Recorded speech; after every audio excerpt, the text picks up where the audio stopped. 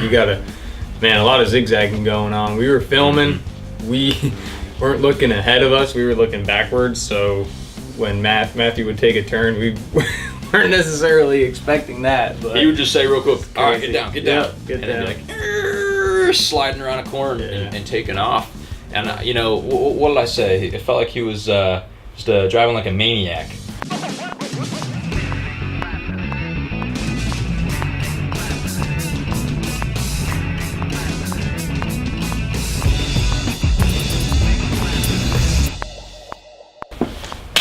What is up, YouTube world? I am Ty Nelson. And I'm Tim Summer. And you are watching our latest guide story recap. You want to tell them about who we fished with today? So we were able to go fishing with Captain Matthew Sturdivent, Naples guide down in South Florida. Sturdivent. Sturdivent, like turd event. Like stirred event. So Sturdivent. So Captain Matthew Sturdivent, yes. Okay, cool. Gotcha. He had a hard name too. He did. That was like the same thing. I did the same thing with Deco as I did with Sturdivent. I said his name wrong. Yeah, and you were corrected twice by both anglers. Twice? I thought it was only once. You did it twice to me? Oh, no. You were corrected by James. And then I was also both times. Matthew. Yeah. So super cool. Still not good with names. We're still working on that. Maybe beforehand we should like do a little research and get some information and talk to them. Like, so what is your name? Yeah. Can you pronounce your name for us? Give us. I think on Facebook when like they have like your first and last name, like they should have it like your pronunciation. Yep. Dictionary definition. At least if it's a difficult last name, which seems to be every fishing guide in the fishing industry. You know? That's what I've noticed. Yeah. So, anyways. Yeah, it was a good. It was a great day on the water. Very cold day. Yeah. What time did we get up that morning? We woke up at 4:45. At least I woke up at 4:45. I woke up at 4:30 to get down to the Everglades by 8:15 was the original goal. Right. Well, we were 10,000 islands, so it wasn't quite the Everglades, but it was basically. It's about a 3.5 hour drive either way. Right. And we woke up at 4:45, left by 5, had to stop and get gas. Somebody forgot a jacket, and it's like 30 degrees in the morning. Sorry, you had like one layer. You just didn't have enough layers. You had like a Columbia fleece. I had a fleece, which is warm, but when you're going, you're gonna get cold with wearing those things. So that was the best idea. Take a pit stop to Walmart. I got my first ever camo jacket. There you go. So that was We're going hunting this week, by the way, with Captain Travis Thompson. I'm sure we'll do some video and also a recap. Yeah. Should be cool. Never gone duck hunting before. No, never been duck hunting at all. Guide story recap. Back to guide story. Back to Matthew. So Sturdivent. We're down in Southwest Florida, 3.5 hour drive. We didn't get there until about 9:15. Woke up at 4:45, so we're already pretty exhausted. Luckily, we got some food and coffee along the way, so we were kicking. Yeah. And we get out there and it's cold, like it's pretty dang cold, but it had warmed up enough to where I felt like the fish might eat. Yeah, as the water warmed up. Pretty quickly, we had pretty good luck. I think it was like the first shoreline we hit. First shoreline we hit, I missed a good fish. And then right after that, I think it was the same shoreline, Matt sticks like a 35-inch snook. Yeah. Ooh, now she's angry. Woken up. It's a 30-year. Waking the beast. 30. Waking the beast. Drag's working good. Oh, yeah. It was a super healthy looking snook. Mm-hmm. Super cool. I've gone backcountry fishing, but not like this.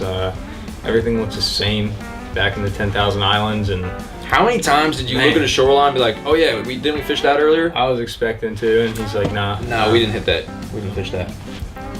Everything looked the same. Yeah. Every little like nook and cranny, every shoreline looked exactly the same to me. Yeah. I was convinced about 5 times that I fished that shoreline. He's like, nah, we fished like 2 miles further. Yeah, I love the color that the snook take on back there too. They're a lot darker than you would say catch them up in, off the beach or in a pass or something. They get that light color, but that dark color, even in Tampa Bay, they're a little lighter. Man, having that dark color is pretty cool. Yeah, a lot of it has to do with the different types of water we were fishing. I mean, we left in entirely fresh water, or ran into brackish water that was primarily fresh, but still a little bit salty.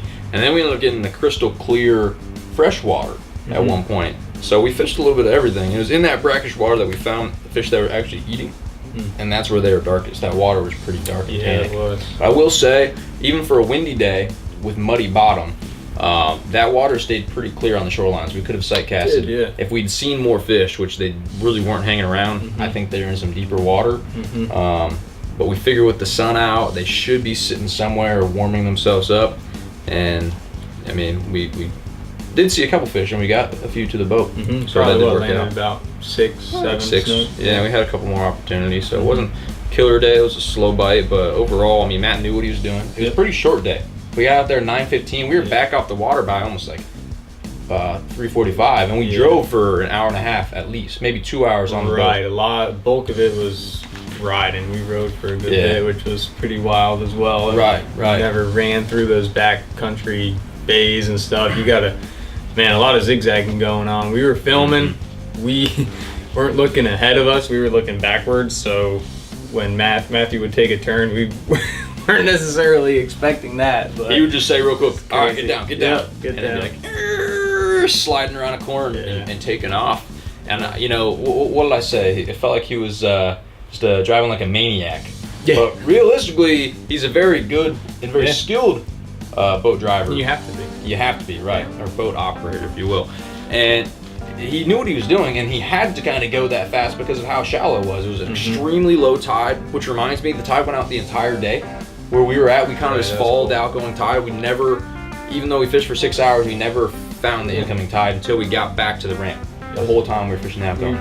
Probably fishing the same part of the outgoing too, working our way kind of back to the ramp or wherever. But there's multiple times where like we're hitting mud bottom, and he tells you, he's like, all right, we're gonna be staring at bottom in this bay. He knows exactly how deep it's gonna be and what part of the bay. And you know, for us, like running the flat, that's like a no-no. Like, don't do that. You're eating up the grass unless you absolutely have to. Try and avoid it at all costs. But back there, it's such soft, muddy bottom. It's apparently pretty normal for those guys to run and run through that soft mud. It's just kind of what they do back there. You know, it doesn't disturb. It doesn't, like, there's no seagrass for it to tear up. There's no oysters. The giant prop scar, and it's gonna fill back in with mud probably. Imagine.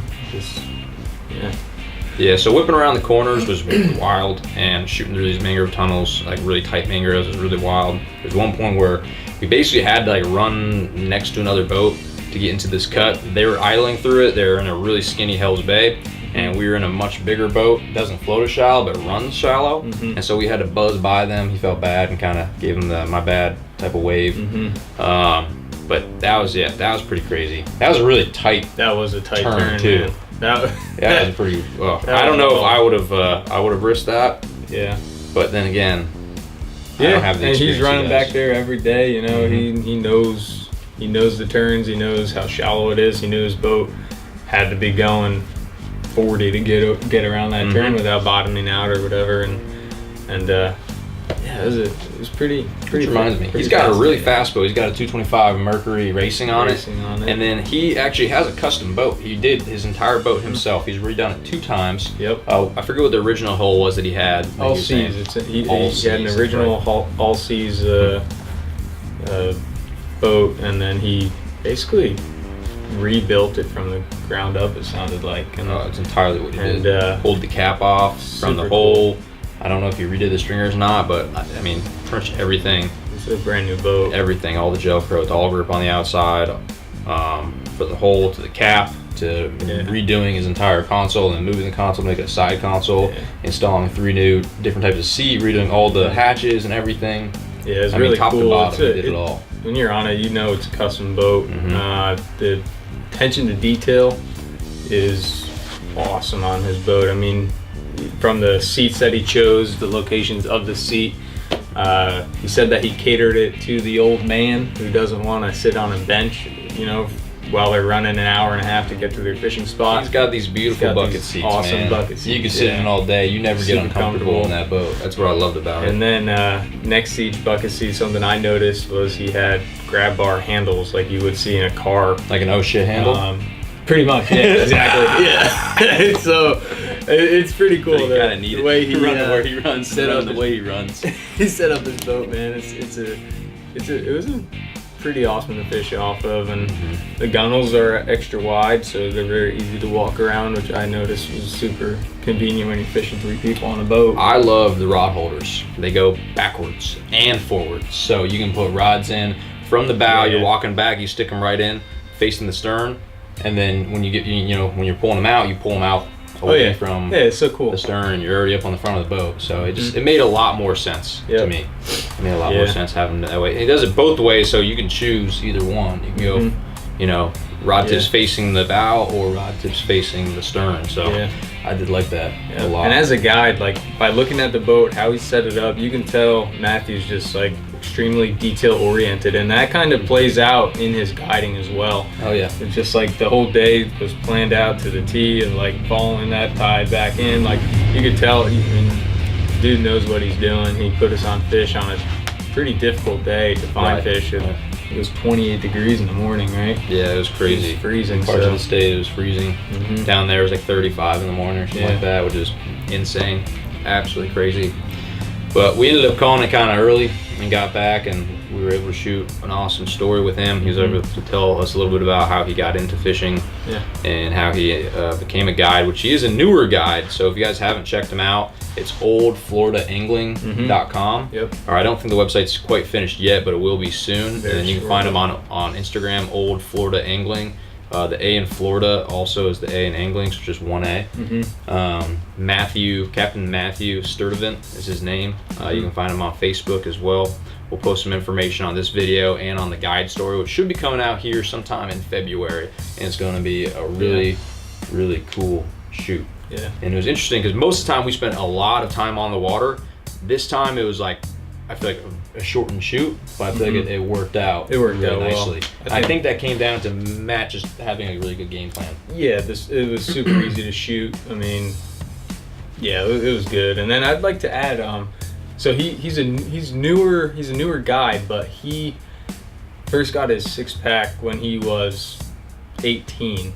So he's maintained it. As soon as he could get it, he got it, and he's maintained it for I don't know, about 10 years now. So he's new into the guiding, but he's been fishing the area, Naples, Southwest Florida, Chokoloskee, Everglades, Goodland. He's been fishing that for years and years and years, and definitely knows what he's doing. So yeah, I think he was saying he had 8 years of experience in the park, and then as a whole, he's been fishing since he was like a youngin'.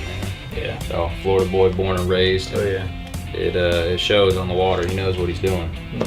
It'll be a cool story as well. We actually sent Robbie, our intern, out with them over break as well, and they caught some studs. That was the day we should have been shooting. Yeah. I don't know if you saw our Instagram post, but intern Robbie and Matt just slayed the snook. They caught like, I think they said 60 snook that day. I think 5 of them were over 35 or around the 35 Robbie range. got his personal best. Yeah, so it was a good day of fishing. So anyway, we're gonna be doing these. We're gonna be doing more interviews with different influencers in the industry. We want to kind of ramp up our YouTube. So if you're watching this, subscribe to our channel and be on the lookout for new content because it's coming. We're going to be working hard on that. If you love it, let us know. If you hate it, let us know. If you like our new background, oh yeah, this is cool too. Let us know. Leave some comments. Like Tim said, subscribe. Please share this video. I think this is the very start of what we're going to be doing. It's just going to get better and better and better as we go. So definitely stay tuned. We'll be doing more weekly content, and we'll be working with Slack Tide Media, who will be helping us edit this whole deal, which will make things a lot easier on us so we can focus on the shooting content and creating new content. He'll actually focus on editing it and making it so it's more enjoyable for all you at home. And be on the lookout for the next guide story with Matthew Sturdivent. Sturdivent. Sturdivent. Or event. Sturdivent.